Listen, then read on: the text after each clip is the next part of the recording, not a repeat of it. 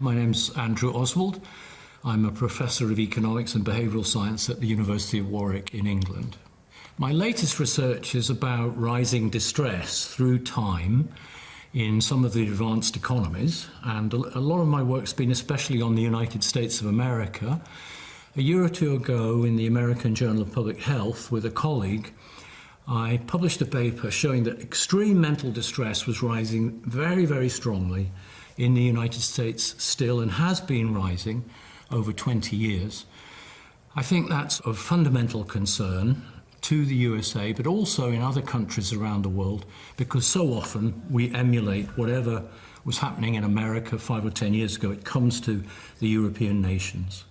The research frontier in wellbeing science is not easy to know. I've been in the business in this area for 30 years now, so we started with almost no knowledge, and now there are a bewildering number of research teams, very fine research teams, all over the world. I began sort of in economics, but now, of course, there's lots in psychology, epidemiology, behavioural science, the medical sciences. These are labs and groups all over the world. Understanding how the mind works and how, in some sort of language I can barely process, how the mind deals with emotions that help or hinder my feelings, people's feelings, that's an important linkage that we haven't currently got. In other words, we have a bit on brain science and we have a lot on the statistical study of well-being, but exactly how to put those two together, I don't know. So that's one frontier. And part of me works in the natural sciences now, so I think another will be, in the long run, possibly after I'm dead, something to do with how hormonal flows in the body influence human happiness. There are many bits in research that I've seen that might be explained by that, but we don't know those linkages.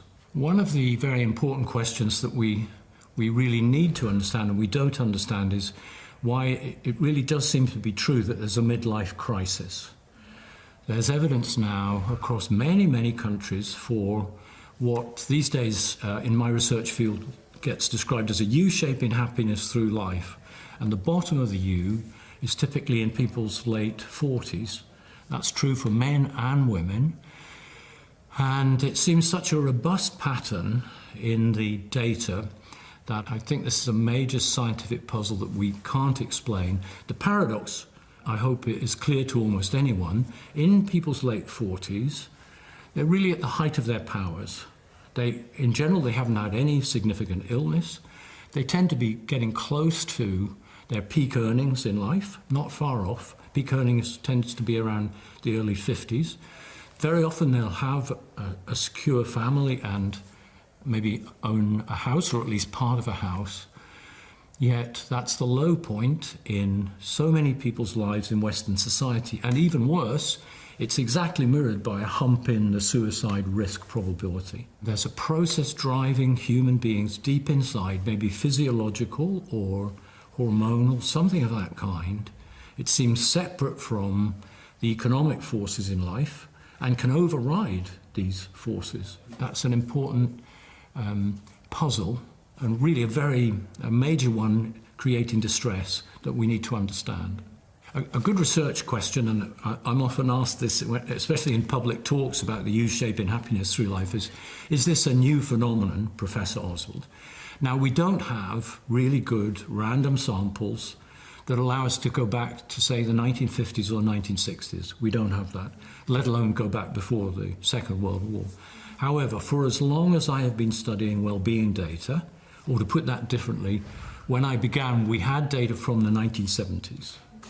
And from the 1970s, I've seen that U-shaping happiness when people are aged in their mid to late 40s. I've seen that U-shaping happiness every time, decade after decade, in my research in many different countries.